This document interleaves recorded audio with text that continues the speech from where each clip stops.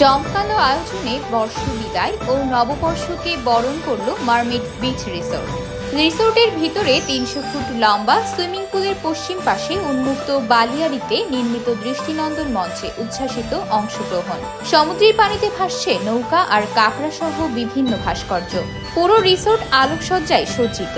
আতশবাজির ঝলকানি ও ফানুসের বর্ণিল আলোয় ডিজের তালে মাতোয়ারা পর্যটকরা।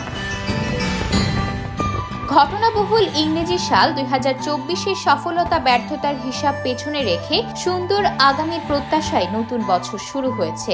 বছরের শেষ রাতে কক্সবাজার টেকনাফ মেরিন ড্রাইভ সড়কের প্যাচারদ্বীপ সৈকতের মারমেড বিচ রিসোর্টে হয়ে গেল জমকালো বর্ষ বিদায় ও বর্ষবরণ অনুষ্ঠান।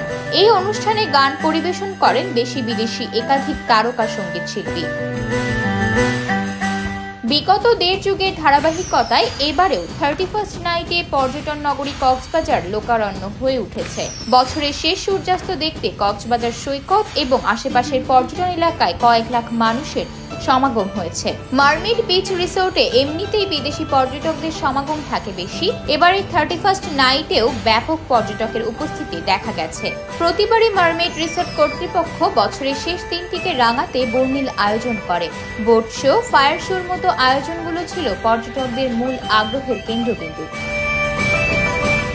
কক্সবাজারকে ট্যুরিজমে আরো জনপ্রিয় করতে মারমেড কর্তৃপক্ষ দেশি বিদেশি তারকা শিল্পীদের নিয়ে 31st নাইটের উৎসব আয়োজন করে। রিসোর্টের অতিথি ছাড়াও কক্সবাজারে ঘুরতে আসা পর্যটকদের উৎসবে অংশগ্রহণের সুযোগ রাখা হয়।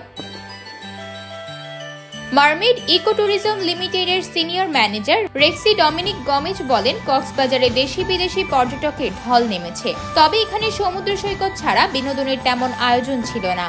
ইংরেজি নববর্ষের দিনটিকে উদযাপনের মধ্য দিয়ে পর্যটকদের কাঙ্ক্ষিত বিনোদন দেওয়ার জন্য আমরা চেষ্টা করেছি। আমাদের এই ধারাবাহিকতা অব্যাহত থাকবে।